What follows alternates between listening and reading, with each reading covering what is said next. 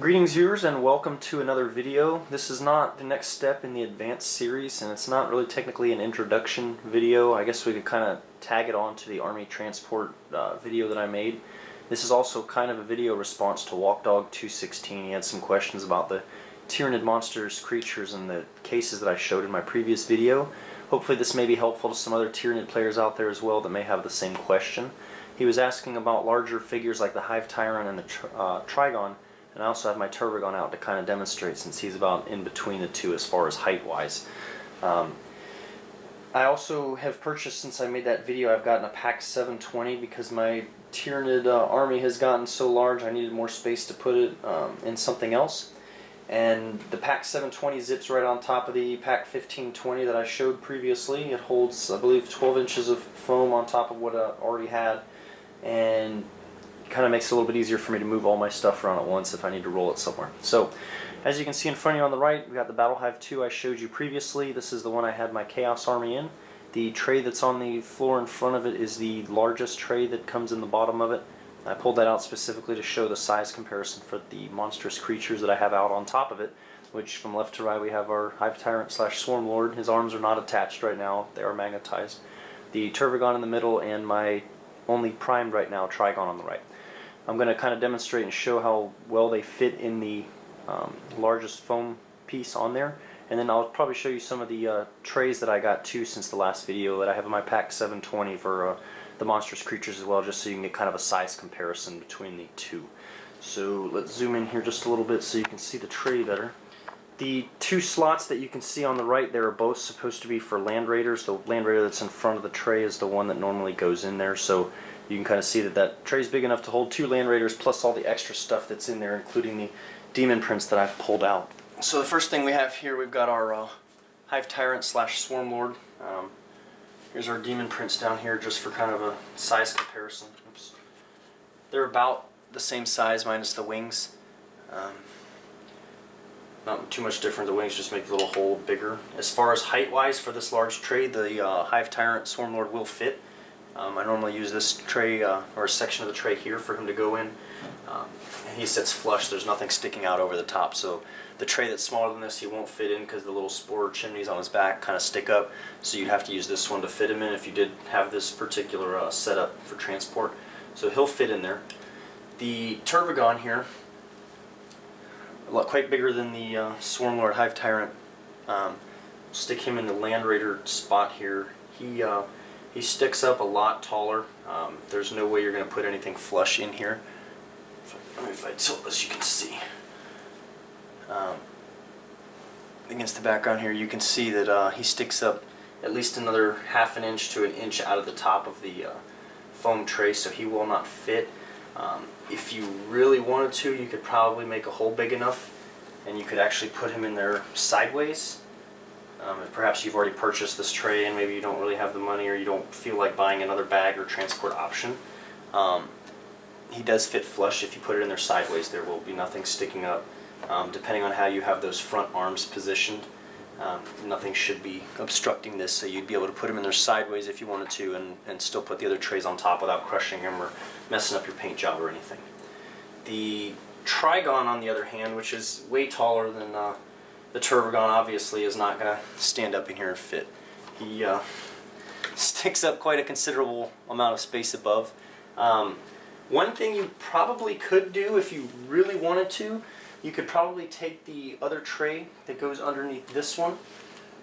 I got a bunch of stuff in it, so I'm not going to turn it upside down, but if you really wanted to, you probably could just make a hole in this one wherever you needed it, and just turn it upside down and then basically put it kind of like a cap over this. So the foam around it will pretty much be a nice little bubble to protect it, and then you'll have the hard surface on the top for the next tray to stack on and so forth going up. So you do have that as an option.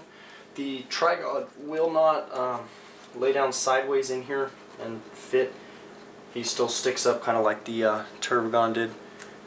Kind of hard to see on the black background, but his base does stick up, and then depending on how you have the scything talons arranged, they'll poke up out of there as well. So like I said, you could take the other tray and turn it upside down, but then at the same time you're losing this entire tray worth of space basically by turning it upside down and not being able to put stuff in it.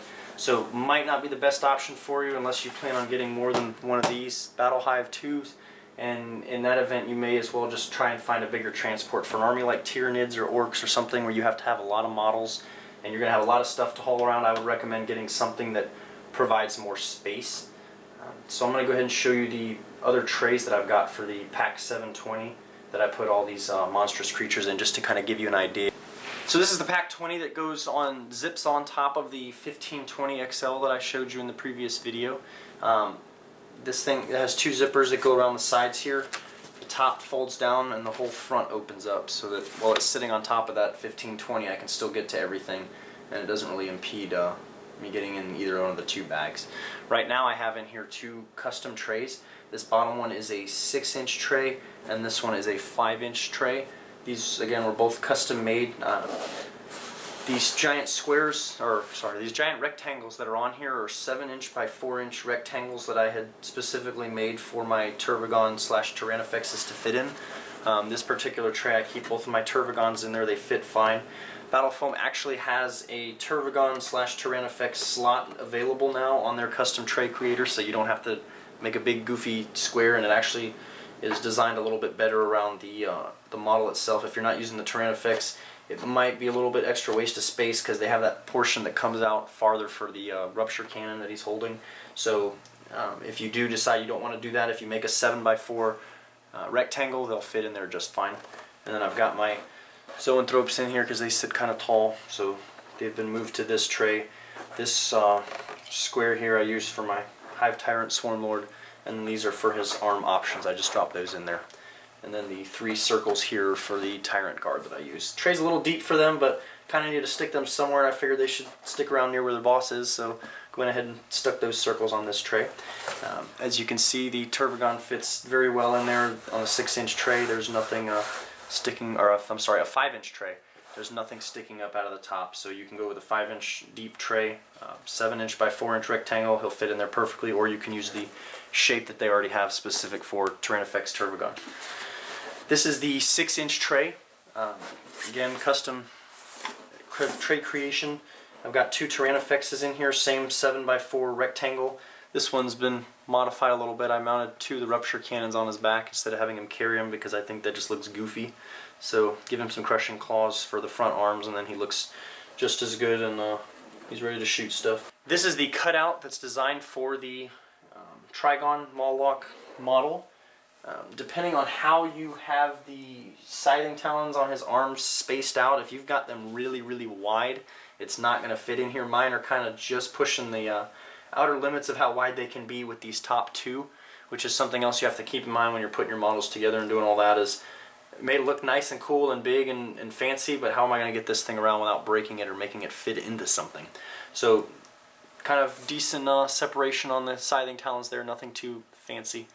And he slides in there. You can put him facing either direction, it doesn't really matter.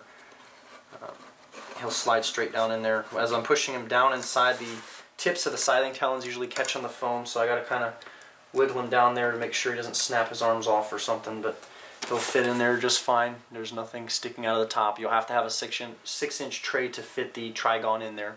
If you use the 5-inch, he's going to stick out past that. The other spots I have on here, these were initially, I made these to put these small rectangles here. I had made to put the rupture cannon and all the other Tyrannofex's extra guns, but the way I ended up deciding to model the guns on the creature itself, I kind of no longer need these, so I'm going to find something that I can stick in there, maybe some Ripper Swarm, something which I don't even use anyway, but I'll have space for them if I need it. Got my Trigon. This is going to be my Spore Pod. Just a little wooden egg on a monstrous creature, circle base, haven't painted it, put any green stuff on it, or anything fancy yet. So that sits in there, and then this is designed, eventually I'm going to turn this into a marker for when the Trigon deep strikes, and then you have that little holder for other creatures to come out of. I'll put something on there, maybe some debris, maybe some little Tyranid creatures scuttling out of a hole or something, so that's kind of been reserved for that whenever I get around to doing it.